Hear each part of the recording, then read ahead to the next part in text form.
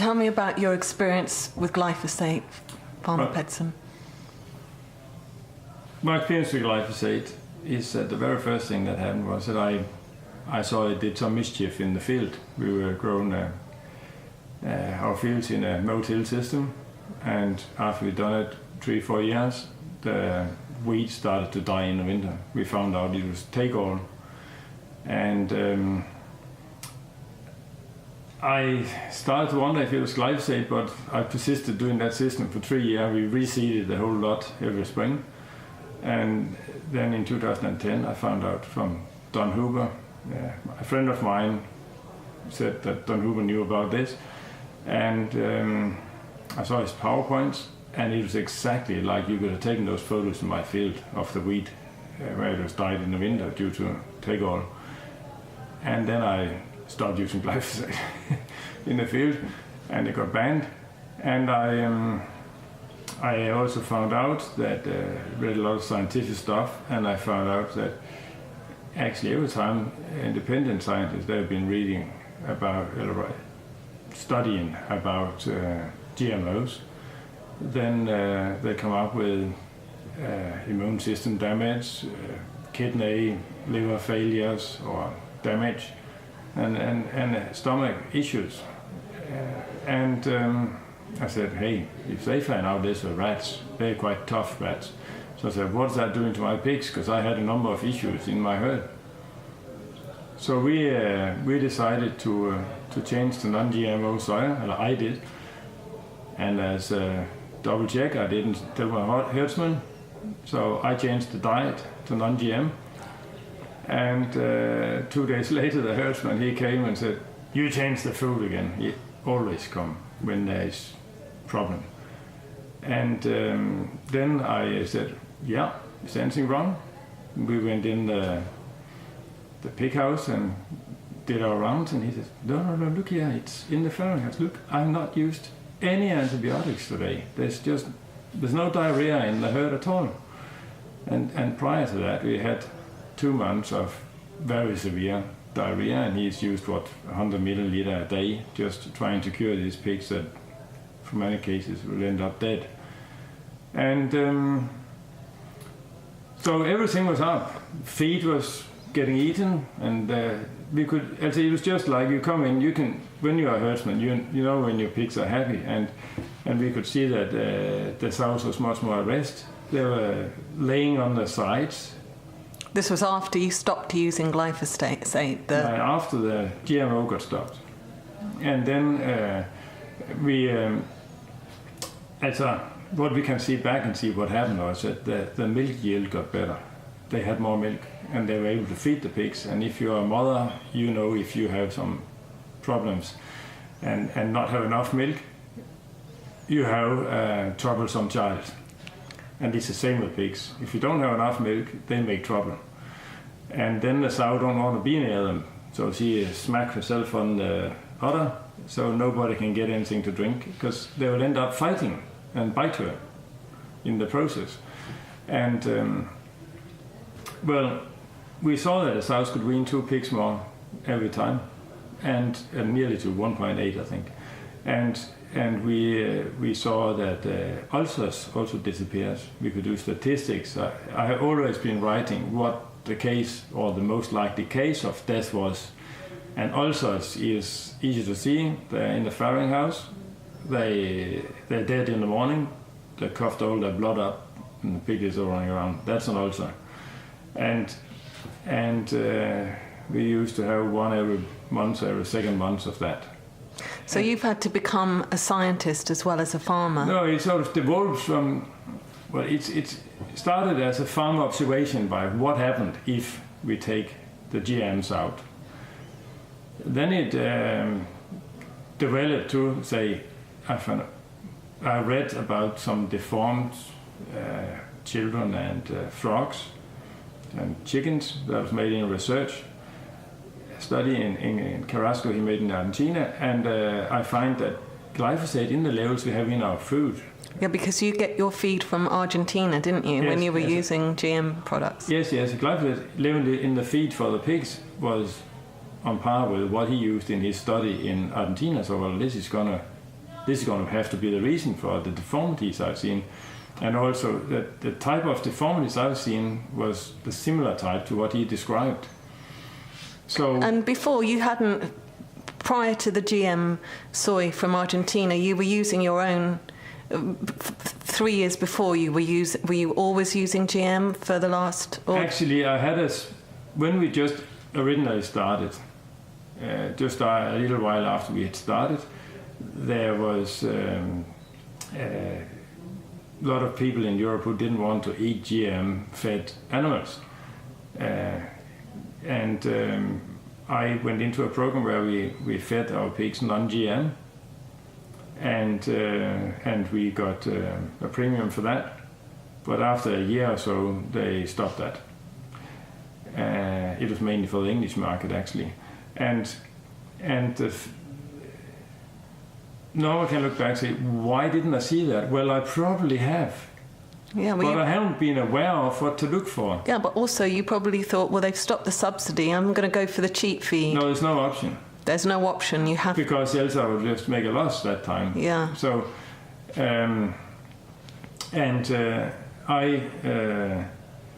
would probably have seen some of it, but I haven't data on it, because my computer wiped everything out from 2004. I used another computer program, so we didn't transfer. And also I can't say what was in the food. The non-GM food. It would have been non-GM I know what period it would have been. I can go in and see on my old bills, but the health data and that would not be anything I can go in and find now. But you recall that it was they didn't have the diarrhea, they didn't have the... I can't remember that in the early 2000s when I did that, but yes, we can certainly as it got gradually worse and worse with this diarrhea, and now you think about it, it would have been logic, because they started to get glyphosate tolerant breeds, so they upped the doses of glyphosate, and that's the first thing you do in the Argentinian or whatever. But you don't expect what you give to your animals that you care for to make the meal, so it's not. It took a process of deduction, really. No, that one I had started finding out already in about 2007-8, because my veterinarian, every time that I was really fed up with looking after pigs, because you had absolutely no sows in the farrowing house that could look after pigs. They didn't want to eat, and you could see they didn't have the milk to supply to the pigs. And we run around moving pigs everywhere to find a mother who you can wean the pigs off and put new pigs to it so they could get something to drink. And that sometimes is just a huge problem to find these good sows. And when we had really many problems like that, a veterinarian was called out, or she had to routine checks, and then I asked her, what is other farmers seeing? Because am I really the only one who is this bad? And she said, no, it's everywhere. It doesn't matter where I come, it's the same yellow diarrhea everywhere, she says. Then it didn't take long before I said, if all my neighbors have it, when did this start? It started when I got that load of soya. I feed the same load for 2 months period. I find out that typical cyclus for this problem was about 2 months. I say, okay, if I have this problem, that means I get a load of soya directly from a ship, or in the pile from a ship, and so would the other farmers, because Denmark is not that big a country. We only have one main port for soya. And so that makes sense to me, that all the other farmers, or some of the other farmers, would have seen the same wild diarrhea to do with one particular load of soya. And then when I changed to non-GM, I was not very surprised myself that I would see a different issue in the earth. Well, I just got totally surprised that it had that many influences, that it did. That the milk production and the fertility, the higher health, the lower medicine use, we only use a third of the medicine. And the happiness of the animals. Yes, it can be difficult to quantify, but certainly it's different to see a sow laying on its stomach with pigs trying to get in and grab the teats. Or it's just like a sow mother say, go away, I don't want to look after you. Or a sow laying down on the side with the tits right available and the little piglets laying there with the nose to the udder and having a good time. And that's what you want to see as a farmer, as a pig farmer, that's the optimum. So what would you like to say to the makers of glyphosate for all of the upset, the trauma, the loss of money? They should try and go and feed these pigs when they don't have a good time. It smells bad. It's diarrhea. It's not nice to have to do with animals who really have a hard time. And also, I think that they should be compelled to go and look after some of these deformed-born children in Argentina. And then see how many of them will go back to Monsanto after they've done that. In some ways it seems like they're just testing. It's like they're these, it's not just people are guinea pigs. The pigs are treated worse than pigs because of some agenda of theirs. I mean, what really is the place for pesticides? It's big money people. They're just cool about it. They just want cash. And they invest where there's best profit.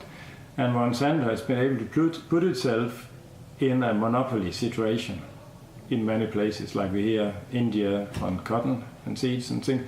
And they're just extortionate. They take money off the farmers. And that's all it's about, to put a gene in to get the property rights. They're not very worried about if a farmer earns anything. In Iowa, a friend of mine has done research or found out that if you grow a hectare of maize, you have 70, 80 pounds more in your pocket if you grow non-GM. Yeah. And because it's higher yields and you get a premium. And what would you say to farmers in Britain? We've got quite strong farmers' unions that kind of seem to back GM. I mean, I think that they should be aware that those people who really are speaking for GM, they are, I wouldn't say you could say they may have been bored. They may have not got the ability, or they don't want to spend the time on looking at what is available to scientifically to open up the varying aspects of this. And so it's all good enough that if you are a citizen and you get ill, you get ordinated medicines, and you read on the bottle and say, this one cures diarrhea. Or you say, this one take infections in a wound I've got. You eat that, same time it kills your stomach bugs, and you end up with getting diarrhea. So it's a side effect. You need to look at the side effects on the chemicals. The same with Roundup. It can kill weeds. Okay, side effects are your pigs get diarrhea.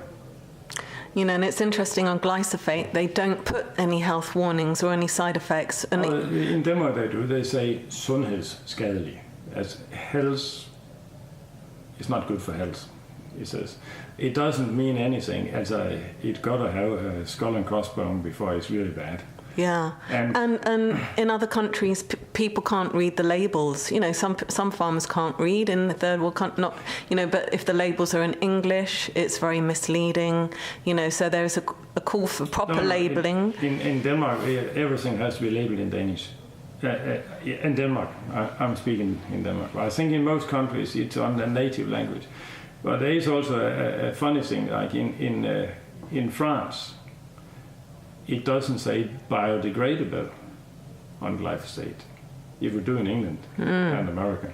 And that's not true? No, but in France they've had a court order not to put it on because they can't prove it. Yeah. It goes out in the soil. They can't prove that it biodegrades. They can prove that it ties up into the soil. So you were talking about Denmark, how 30 years ago the farmers they weren't experiencing these kind of first-hand problems. That's true.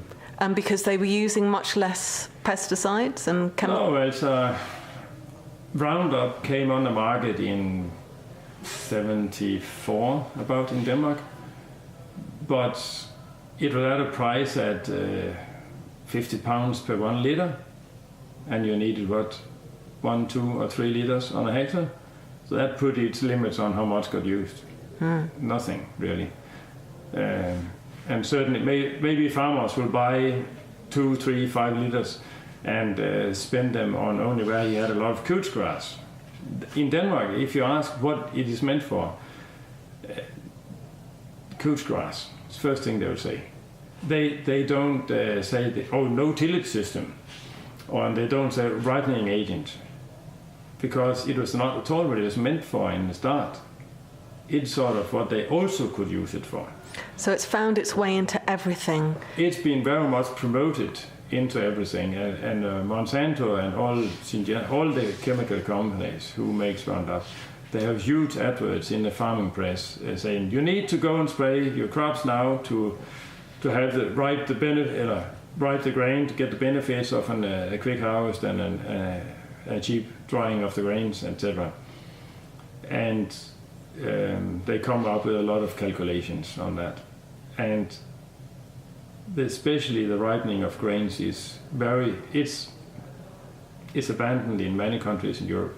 Because what that means is it drenches the crop. What it actually does, it go and chelates all the metals if that is acceptable in the crop. All the minerals. Yeah, and I've just been told by a veteran that means that the crop doesn't actually get finished; it just dries out. And so nutritionally, it's not so good, because a lot of the metals are going to be tied up in glyphosate. And he was referring to some of the micronutrients got tied up very much. There's some the cobalt that makes your B12 vitamin, and magnesium. It was some that I saw as a huge problem in herds, and all this is very worrisome to me. That you're depriving your animals the easy accessible nutrition that is in crops. At the same time, I think the only reason that our animals survive is that we are supplying extra minerals, but it's from rocks. It's a little bit different if you go out and chisel a rock and you grind that up and you feed that to animals, or you have the microorganisms in the soil digesting it, making it ready for plant uptake, and the plant take it in the cells in the shape that humans can also use it.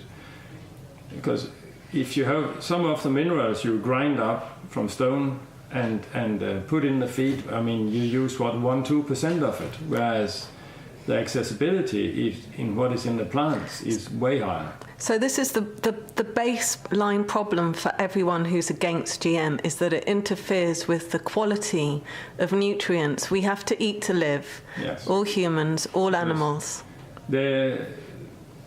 The one who does my feed recepts, when I changed to non-GMO soya, he said, oops, you don't need to eat nearly as much soya, he says. You got to, instead of feeding 17%, you got to feed 15%, 2 down. I said, why is that? Oh, it's much more rich, he says. It's higher in protein. And then we also found out it's also higher in energy. And then we got all the nutrition free, because they are tied up in the GM. So it's just a shambles. What's your hope for the future of farming and health? I mean, are you going to... I think there is only, at the moment, it's all living by the GM industry is telling us that we need to feed the world. Hello, we have already overfed the world. And we don't need to meat feed the world. We can just feed it.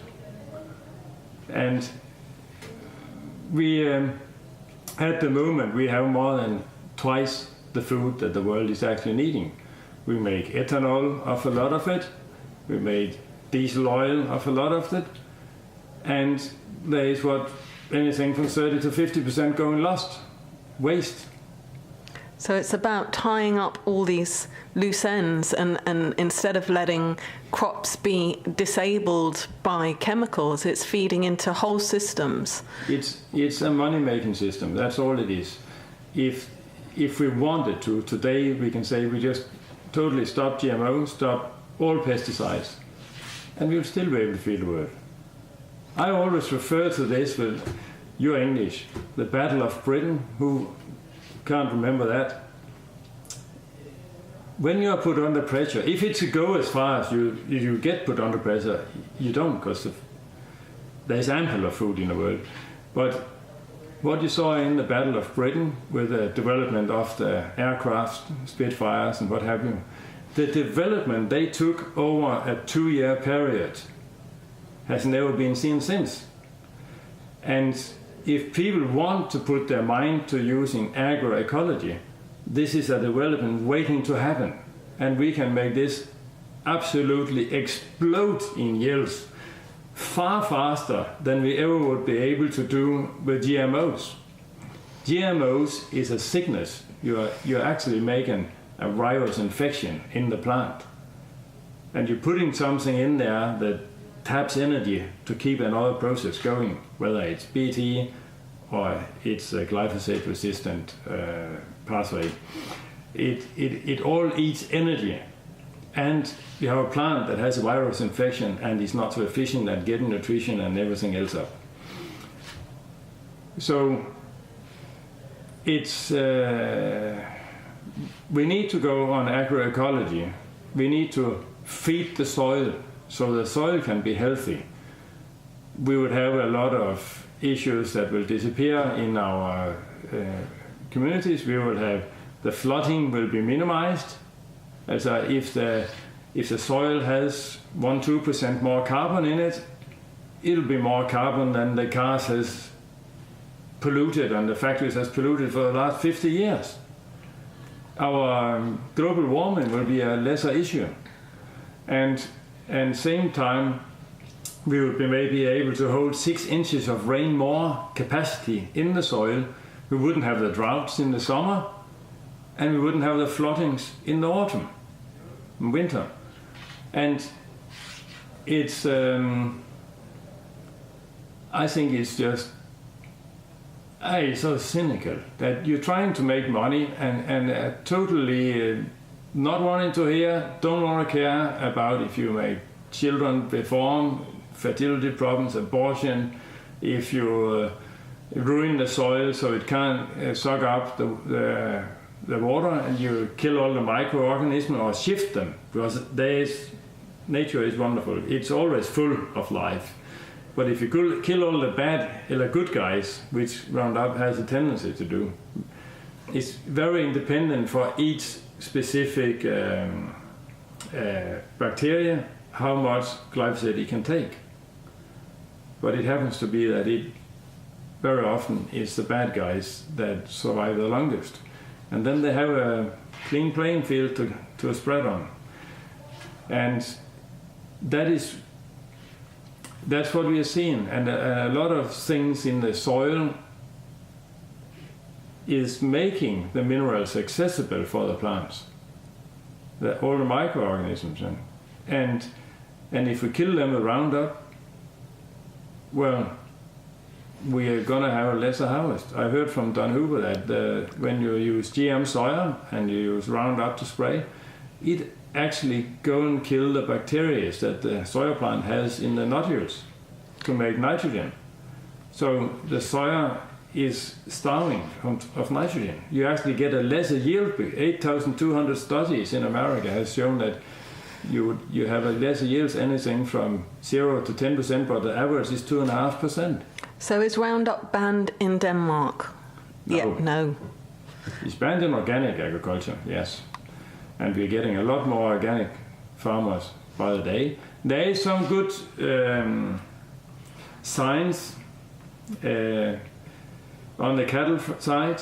Germany is a huge market for anything that is green, organic, and they also want, they have a German dairy that is started to launch non-GMO fed milk, cow milk. Well, that has now gone so far that Arla, our big company in Denmark and England, it's asking farmers to turn to non-GM soya so that they can fill this market with non-GM soya. Those are the sort of things that need to happen to create demand for healthy. There is another issue. Is I'm proud that I was in this, because I know a farmer in Iowa. He has been advising a group of farmers about using non-GM and no antibiotic fed or injected into the pigs, so that they have that on the market totally free of antibiotics and also non-GM. And I tried to get that in Denmark and succeeded. The Danish pig chairman, he was very forthcoming, and he said, I'll take that to the Knowledge Center for Pigs and we will get it in. And he did. Well, they didn't get the non-GM part in of it, but they got the medicine-free pigs. And it's scaled up to 200,000, and I think that there's so huge demand that may be soon double. There is already the farmers queuing up to make these no antibiotic pigs. Basically what you do is you put an air tag on. You have a number. If you inject the pig, you have to keep a count on what pig gets what at what time. So you write the number and you clip a hole in the air number. So this, when it goes to slaughter, this pig with a hole in the air number goes on the conventional pigs. Anything that hasn't got a hole in is then medicine-free, or antibiotic-free. This is a huge win, because now I showed that by going non-GM, I could save a third of the medicine. I'm on the third usage of the conventional. And now they have farmers who are super clever, and they can make 80% of their pigs with absolutely zero antibiotic all the way. Now they're the new heroes. They get on the front page on the farming magazines. 2 years ago, the same magazine would write that if we use less medicine than today, we would be doing cruelty to animals. But now they can see that it can be done. And we have perhaps 40, 50 farmers who are making these 200,000 pigs. I don't know how many exactly. And they are now making a path for other farmers to follow. Our medicine use in Denmark is the lowest in Europe, if you look away from Norway, Sweden, which really don't export pigs. And these farmers maybe have a medicine use of a fifth to a tenth of what the rest of the Danish farmers have. I think that's a very huge win compared to beating MRSA, etc. Leading to, of course, that MRSA is glyphosate resistant. And that is, it means that glyphosate is like if you have